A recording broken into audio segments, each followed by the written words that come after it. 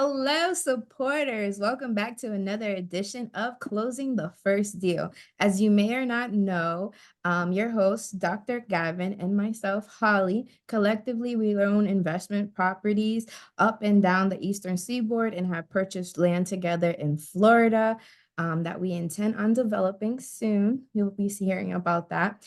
And although we found success and share our stories weekly, we thought it would be a good idea to invite family and friends to come and share their experiences with closing on their first investment property. Um, and yeah, so just to have them share their in real estate journey and what they experience or learn while closing their first deal. So this series is meant to be informative and helpful for those who are interested in entering such a demanding field. Yeah. And our guest is no other than Mrs. Akishia. Thank you for joining us today. Yeah. Thank you.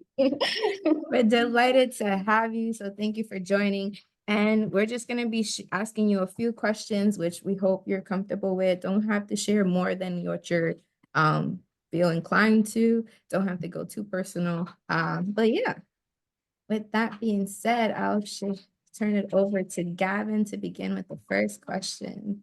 Wow. So, would you care to elaborate on what inspired your real estate journey? How did you get started? If you can go back as far as you can remember and just walk us through your journey. Okay. So with my journey, I think like the earliest like inkling that kind of gave birth to me wanting to do anything in real estate was me doing network marketing when I was 17. I've always been into different opportunities and trying to find ways to like get more of my time back and live life how I want to live it, but just trying to figure out the best way to do that, the best way to execute it. So, in doing network marketing, I met a lot of people, a lot that did real estate and amongst other things. And it kind of put that seed in my mind that I wanted something more and that could be an avenue aside from just a traditional network marketing. So at the time I was 17, and as I grew older, I knew that I wanted to have more of my own. And I had already left my parents at like, I want to say 18 or 19. And I had always rented and had roommates, but I always wanted my own. Like I've always thought in the back of my head, even since I was little, like what I wanted my house to look like and, where it would be, where I would live. And then it just grew stronger as I grew older. So now I'm 28 and I got serious about buying a home. I want to say around 25. So I knew that I needed to have savings for sure. So a lot of the things that contributed to that or took away from it, I guess, saving wise, would be traveling. And me and Holly traveled a lot. So I had my fun in my So early true. 20s into mid 20s, and we traveled everywhere. But then I was like, okay, I gotta take a pause on travel if I'm serious about what I want for my future and to build that foundation. So at 25, I was serious. I didn't go anywhere. I stayed local. I stayed home. And I saved as much as I could in my savings account to be able to do a down payment on a home and go for any endeavor from there. So I think that's kind of what inspired my travel, my real estate journey. Pretty much the people that I was around, and just knowing that I was approaching 30 and I wanted to have more to my name, I guess. Which region are you in? And did you end up buying exactly where you were looking? So I'm in Massachusetts. I'm in Fall River. When I was looking at the market, based off of what I would be accepted, bank wise and like location wise, like Fall River had a lot of options here, New Bedford and Rhode Island. But because I grew up in Massachusetts and I've been in Fall River, I rented in Fall River multiple times. I felt like here was somewhere that was familiar, that I didn't mind purchasing my first multifamily, and that's where I ended up buying. So tell us a little bit about your real estate deal. Like, did you encounter any hurdles before your closing? I did, almost to the point where I almost didn't get it. No So, way. and honestly, I feel like, there's blessings through the struggles. And hopefully my mistakes for anyone that listens to it can avoid it and like know about it so that they can have a better and more smoother transition into their first home. So I was already warned by my real estate agent, and I think also the mortgage company, like, to not do any huge purchases before, like, as you're doing the process of buying a home. And I was like, yeah, I got you. Like, it's fine. Like, I won't do anything. I don't even buy anything. Right. But I had did dentist work. And like I thought, I'm like, okay, I'm not buying a new car. I'm not buying like X, Y, and Z. But with the dentist work that I did, I ended up getting a loan for that. And that still qualifies as a bill as like an excess, like anything that I don't need right now in my portfolio as far as trying to get the home. And it set me back because when I was trying to lock down the home, the way they put it was like the computer, this supercomputer, this mysterious computer that like does all these numbers and decides whether or not they like you or not to give you a rate or whatever. It was like, whoa, whoa, whoa, you have way too much debt to income. Like, I don't really like the way your income's looking at right now. And it was because of the dentist work that I did.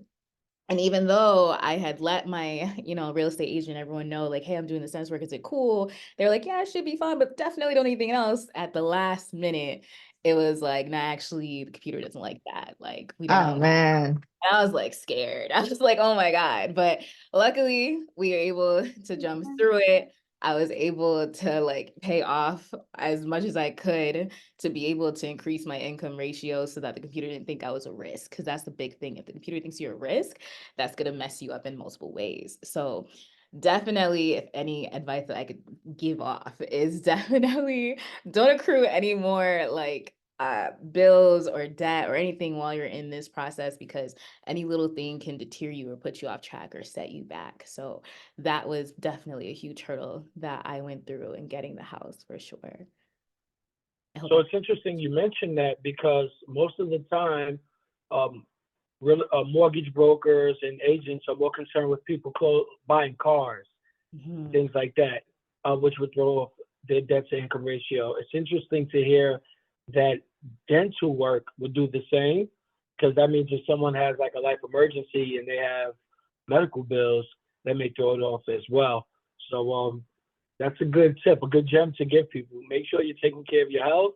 Maybe some procedures can be delayed until after closing, because you don't want your interest rates to go up because your debt to income ratio changes as well.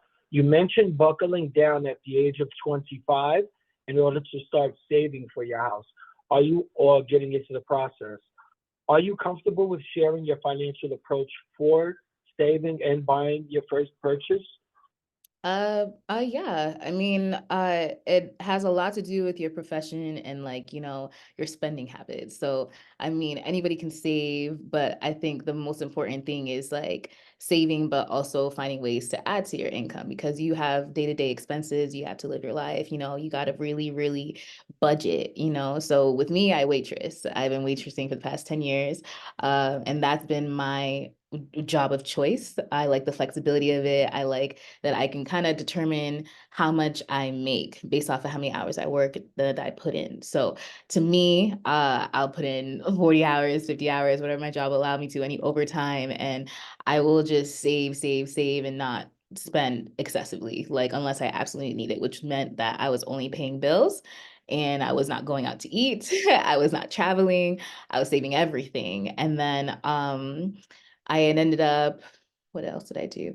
I ended up picking up a second job just to make sure that everything conspired together, to help me with my goal. So I really just did that and I saved as much as I could. And then from there, I just for a year and a half, I did not do anything excessive, didn't go anywhere, didn't do anything. I was just adding to my savings account, checking my bank account daily, seeing what bills took from me. So I knew how much I had to replace with the amount. So that had a lot to do with it. But I think also, aside from my job, I think a big impact to my savings was also investments. So I count it as an investment because, most people probably blow through it, but about 4 years ago, and with that check and with whatever I had in savings combined, I literally put all that in a savings account and did not touch it, didn't look at it. As tempted as I was to treat myself, to do things, I knew that in the longevity of all of it, that whatever I actually did as an investment would pay me more than just spending it and blowing through it immediately after I got it. So I had a bigger picture in mind, and I'm thankful to God that, I saw it through, and the people that were around me held me accountable, like Holly, to make sure I protected my future with everything. So yeah. It's good. It's good to. That's another gem. Having people in your corner who are going to be supportive of your journey, um, and establishing those habits beforehand. Because people come into money for different reasons, and if you don't have those habits in mind and practices already, then it's very easy to go out and treat yourself. So, do you mind diving a bit deeper into some of the life changes you made in order to make those savings? And what did you have to do? What type of mindset did you have to have when you decided, you know what, I'm not going to settle for just 30 or 40 hours. I'm going to take the 50 and sometimes 60 hours because I can only imagine being a waitress, banks or mortgage providers aren't going to look at that as a steady income. So you didn't have it as easy as someone with a W-2 because it's almost like you're viewed as self-employed, right? If you're making minimum wage and then depending on your tips or even making a decent amount hourly, but really heavily depending on tips, it seems like you make a lot more during some seasons than others. So can you dive into exactly how you had to prepare yourself? Because you have a unique journey. Yeah. So being a waitress definitely was difficult or is difficult as far as buying a home because I don't make minimum wage. I don't even know what minimum wage is. I think it's like what, 10, 12, 15? Is it 15 an hour right now for minimum wage? Is that what it is? Depends on the state, I guess. Oh, I don't know. So as servers, we don't get that. We get like I think anywhere between like $4 and $6 or something an hour. And I don't see any of that because it all goes to taxes. So literally like anytime I get a paycheck for my job from the 40 hours that I worked, literally goes to taxes. Like I don't see anything weekly. So literally whatever I walk out with is what I make. So I guess to go into my finances, like on a typical week, I can make anywhere between like, I want to say like 7 to 1,000, right? 1,000 being like, it's a really good week, or like 7, it was a pretty slow week, And like from that, my monthly income from waitressing ranged from anywhere between like, I want to say 3 to 5 to 6K a month, right? That's how much it made. That's excluding anything from bills or anything else like that that gets deducted from that. So with that, I know for a fact, like there was a good 3 months that I did like a stretch where I was like, we buckling down, we not doing nothing. Like, and I made about 15K in 3 months. And like that was me not doing nothing, not going nowhere. Like I was home, my job, home, and that was it. And I didn't do nothing else. And then aside from whatever bills I had to pay, I did that. And I maintained about 15K in my account for 3 months. And I just literally saw nothing else but my goals and what I wanted. And like having that was great. But I also wanted to think of other ways to either maintain what I had, but at the same time add to it. So I was looking at grants, and I was looking at different things. At the time, I met someone that worked at Citizens Bank, and they had, I think, a first-time homeowners grant or something that they were trying to help me qualify for. But this is where I found out that there are two different numbers that come towards your score, like your credit. There's your credit score, and then there's another score that's entirely different that deals with your home. Like I forget what it's called. It's at the top of my head, but I'm forgetting it. But like I didn't know there was two different scores, but it was just one credit score and like we good. It was not the case. And like the score associated to my home, like or the ability to get it was low. And it was because I had so many different things on my history that I didn't even know about that sat there, because a lot of things don't leave for like 7 years or like 8 years and things that you don't even realize. So that hurt me a lot. I couldn't maintain the score that they wanted to qualify for that loan. So I was like, oh, okay, so we got to pivot. We got to think of other things that could help us. And what was great is that I was able to do FHA. I did FHA, and I also did 203K loan with my home. So with FHA, the parameters of that, if people don't know about it, is It's a federal housing assistance, where you technically live on your property for about a year, before going other places. So I was like, cool, I don't mind staying here for a year to like recuperate my savings and then look for another property and do it all over again. But what really helped me was a 203K loan. And that was where I was able to finance all the work that my house needed into my mortgage. And that was significant because my house is old. It was like built in like 1925 or something. So I did about 40K's worth of work through my 203K. And then everything additional was through me, but it was to renovate, make it livable, make it more modern, so that when I priced it out equity wise, that it would come into my favor. I think that was really long winded. I said a lot of things. I'm sorry. I hope that No, answers your don't question. apologize. Don't apologize. You touched on so many things, and I love the fact that you were able to buckle down and get it done and accomplish your goal, because not a lot of people do that. They take for granted, or they use their job as an excuse, like, oh, I only do this, or I only make that, or I want to still go out. So the fact that you set it in your mind that that's what you wanted to do and you got it done is just beautiful and commendable. So I hope that other people that watch this definitely learn from your story, learn from your mistakes. Um, so last thing you touched upon was that you did a 203K loan, if I said that correctly. And so what was that process like? Like what was it like finding do they provide the people that are gonna fix it, or do you have to go on your own and find the contractors? So I had to do the footwork and find the contractors, and that was not fun. It opened up a whole world that I am not like I'm still trying to get acclimated to, the struggles that I've been through. So I basically went off of referrals because I didn't have a contractor in my back pocket anywhere on my phone. So I was like, who do you know? And I got one person, and that person I was word gaslight, I guess gaslight. Like he had all the workings to like do the job, and then when it came down to it, ghosted. Like I did not see him, he didn't follow through. So I was like, bet we're gonna pivot, find somebody else. I found somebody else.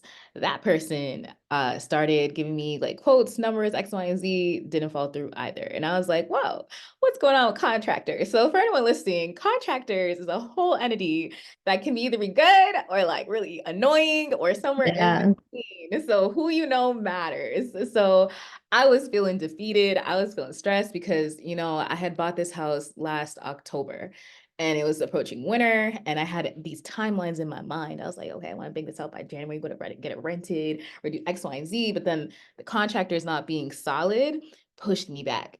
And I was like, okay, so what are we gonna do? So then I came to my third round of contractors off of another referral. And they came in and I was like, hey, listen, I've had horrible, horrible luck. Can you truly do this or not? Don't even lie to me. Just tell me if you can do it. Bet we can go smoothly. And they're like, yeah, we're on integrity. We're all like, we do this. Like, it's what you see, what you get. We got this. And I was like, all right.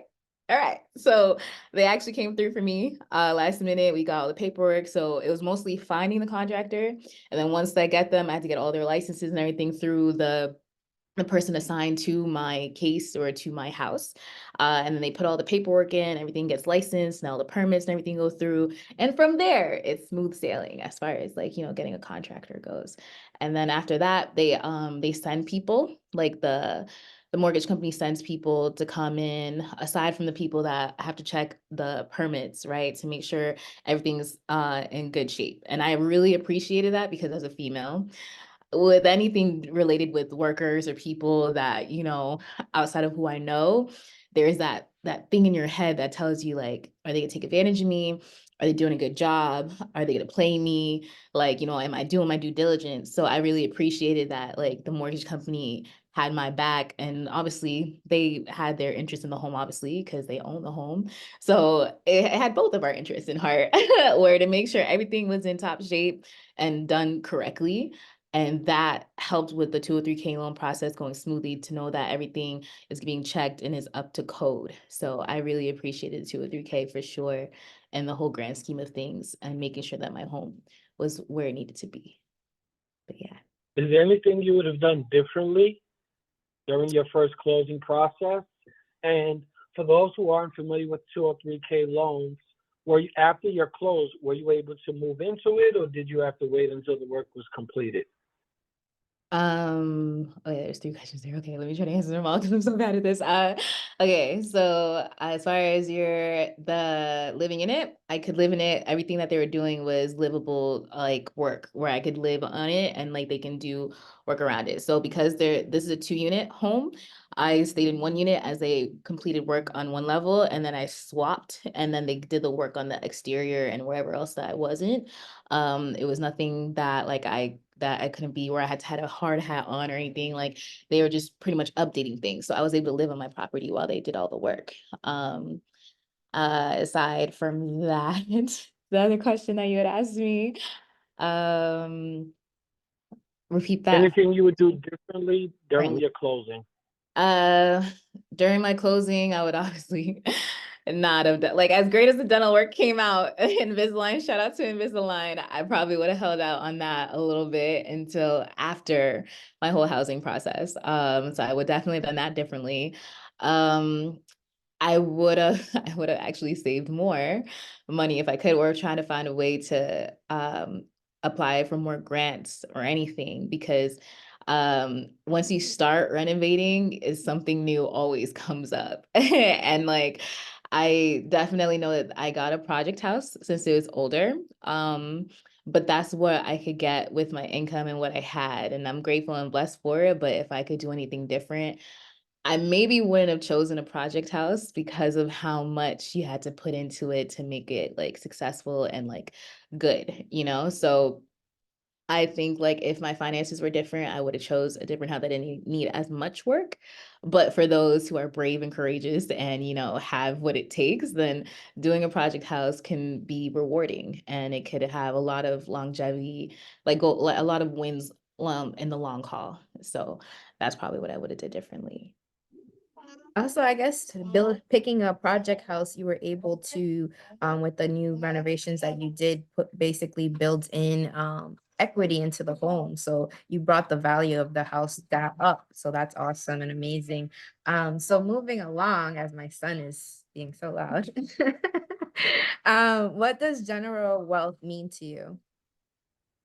Um, it means freedom, in a lot of different ways. Freedom to do what I want in life, not just travel and like, like be able to be around more with my family, but also the freedom to like have more time for myself and get to know myself and what I like and the hobbies that I like, not just the time that I have extra from doing everything else, especially as I grow older, like that's been a thing for me, like getting more of my time back. So I'm hoping that I at least can start off with 5 properties. I'm not like you guys yet, but you guys definitely inspire me to like, know that it's possible. And like I have my foot in the door with my first home right now, but my first goal is 5 houses. So this October makes me a year here at this first property. So I'm excited and I Woo. start looking at new properties, but at the same time, I kind of want to take a beat because there was a lot just to get here. But you know me, Holly. I love challenges, and I don't take no for You'll anything. get there. You'll get there. So I'm excited for what the next home is going to bring. And I'm excited to get different types of properties because I want to segue to Airbnbs and more things and generate a bigger portfolio. Like there's like this hunger in me that I want to learn more, but I also want to like, I want to do more at the same time. So it's been a process. So I'm really thankful for you guys. And the mentors that I also have outside of you that have really pushed me and made me get here without any excuses. So that's been a really huge thing. I'm so proud of So you. now that we know you intend on purchasing additional property, what role will or did your first purchase play in your next step regarding future investments? Let's see here. The role that this played was I think it brought about opportunity. I think that's one way to do it. And maybe see things differently. I've worn many hats with this property, from like Bob the Builder to delegator to boss woman, all of it. Like, I've had so many hats within this property. So now I think I want to use it more to my advantage. So I've already rented out the unit upstairs. I'm starting to rent out this unit as well, because as October approaches, I want to make sure everything is in tip-top shape so that by January, I could have everywhere rented. But I'm looking at renovating my basement now so that I could be there while these units are renovated. And that way I also have somewhere to be as I look for the next couple of properties. So this house definitely, if anything, has given me a stepping stone to kind of start pivoting in different directions, and leveraging, if anything, to get more opportunity. Oh, that's awesome. That's awesome. So you're gonna renovate the basement. You're thinking of also renting out the unit that you are in. So are you gonna rent it fully, or are you gonna do like a roommate situation? Like, how does that go? Well, when the basement's fully done, I kind of just want to make it like a simple studio. That way I could be here. And then Yeah. my goal is to rent out the whole unit on the first floor as an apartment. Room to room is one thing, but like I don't know, we'll see what the cards play. It really is not entirely in my hands. It's really in the contractor's hands when things get done. That's what I'm learning. Yeah. And we kind of go off of what the contractors say. So but it's a work in process. These are my goals, but obviously life happens, and things will happen when they're supposed to. So I'll adapt with it as it happens, but it's the goal that I have in mind. So with or without it, there's always some type of opportunity that I can, pivot into. So yeah. Yeah. Well, thank you so much for joining us today. Before we close out, is there any words of encouragement? Oh, Gavin said one thing. Hold up. Hold on. I think it's one of the better questions that we ask. It's going to be multi-layered, so I'm giving you a heads up, and it's going to be based on you being reflective of who you are Okay. and who you're becoming, right? How you got here. So, what advice would you give your 15-year-old self, your 25-year-old self, and your future self with Hmm. regards how you got to where you are, what you would have done differently, and where you want to be? I know you said the 5 houses, but is that where you want to cap? And tell yourself now, like, what are you going to want to remind yourself 10 years from now that you should have done in order to get to the 5 houses or 10 houses? Hmm. Okay. So for my 15-year-old self, I would say advice wise, uh, to trust the process. Because I'm an overthinker. Holly will tell you. I will I'll overthink a lot, but it's mostly because it comes from a good place. I'm passionate about everything that I do. And like my name, if I'm signing my name to it, it means something. So if at 15, I would say trust the process, because I know what my life looked like from 15 to like 20. And it got amazing at like 17, 18, when I, left my parents and kind of became into my own person and my own self. So to my 15-year-old self, I would say trust the process, and a lot of great things are coming. At 25, I would say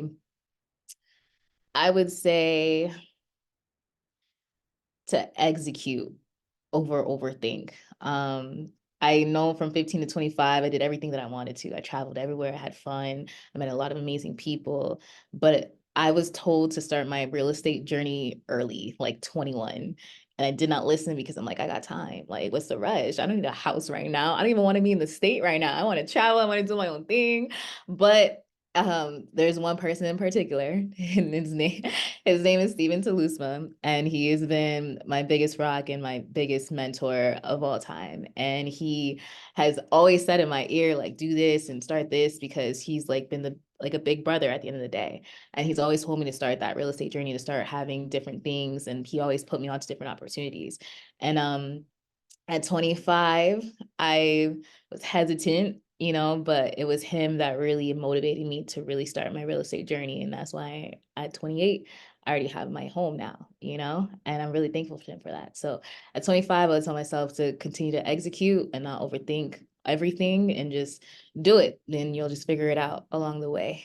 To my future self, I would say the advice I would probably give to make it to the future that I want to give or have is Yeah, I like when you're reflecting, right, 10 years from now, mhm. what do you want to accomplish? And what steps do you Okay. need to take in order to get there?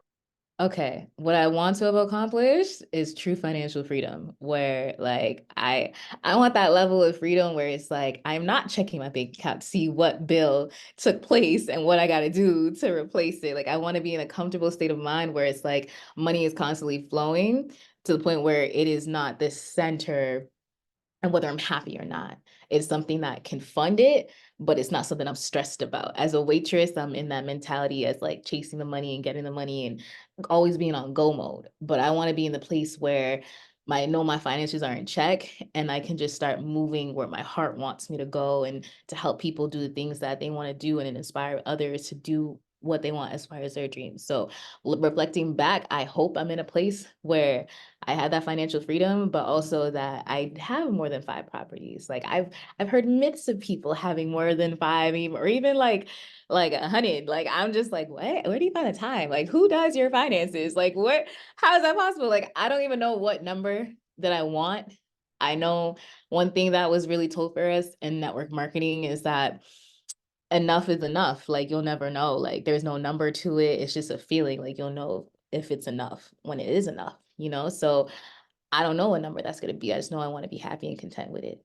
So How many more years of hard sacrifice do you want to put in before you say, you know what, I'm happy with the efforts I put forth, regardless of the number?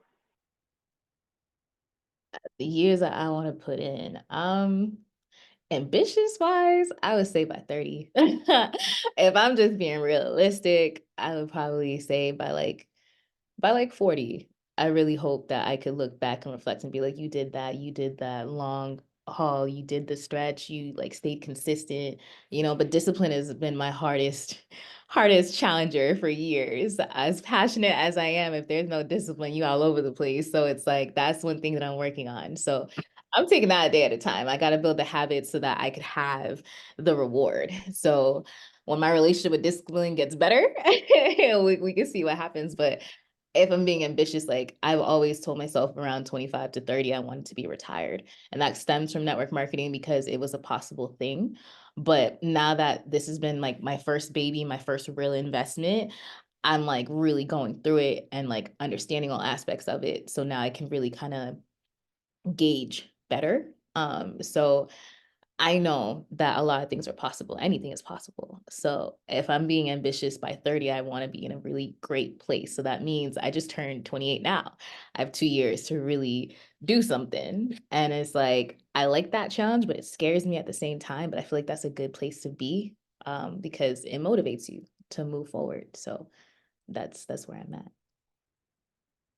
I hope that makes sense. That's good. That's good. Nah, I love it. I love everything you're saying. And I feel like um you are already showing that you can be disciplined in the fact that you bought this house. So don't ever take that for granted. And you will accomplish your goal as long as you stay on focus on the task and your goals.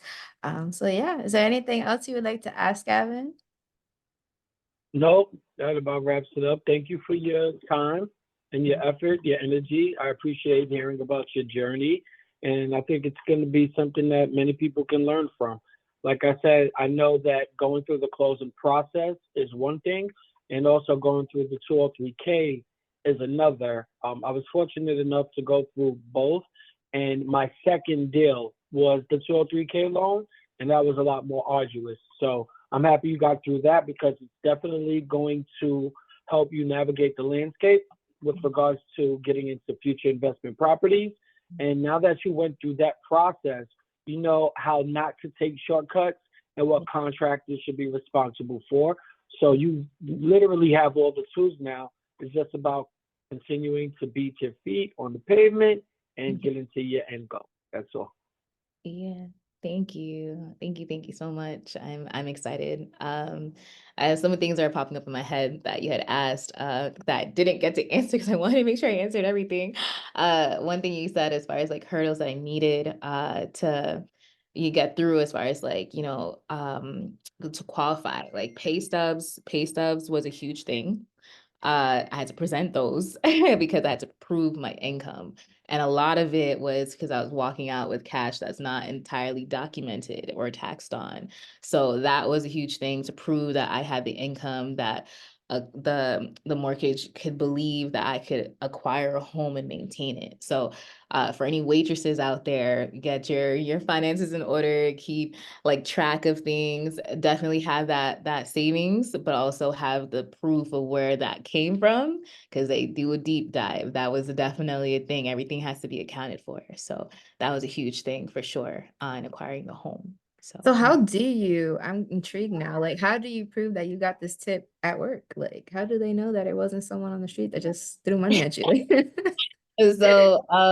so whenever we clock out at work, we had to say how much we made during that shift. So I wrote all the things that I made, right? So Uncle Sam is hip to everything that I'm doing, right? So there is that, but obviously things fall through the cracks, and like, on paper it matters. So if they see X amount here, they'd be like, oh, where'd that come from? Or it came here on this date, like who was that from? And it's like, you think back, you have receipts. So that's definitely a thing to try to just be aware, especially with large amounts. They're not super crazy when it comes to little amounts, but if like any huge transaction between accounts or anything like that, they definitely have questions for. So luckily I only had like 3 or 4 that I had to figure out where they came from, because sometimes I don't get to the bank every single day. So like I have large amounts that accumulate. So I had to, as a waitress, I deposit it to the best that I can whenever I can.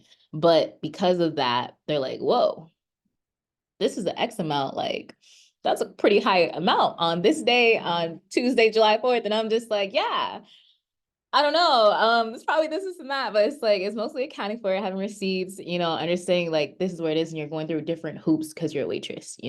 But with other professions, obviously it might be simpler, because you're going off a minimum wage, but we also got W-2s at the end of the year. So it's just like a fine-tuned comb that goes through it, but there's light on the other side. Like as difficult as it looked like during through it, like there's light on the other side, and anyone can get through it, and it is possible. I'm living proof. So Yes, it is possible. Yes, it is. Okay, so I guess we have concluded with that. Like, thank you, Keisha, for coming in and allowing us to interview you and answering our questions. Like, we highly appreciate it. Also, if you know anyone that would be interested in us interviewing them, please let us know. If you're watching this and you want us to interview you, just drop us a little DM in the comments or send us an email, and we'll get back to you guys as soon as possible. Thank you all and have a great day.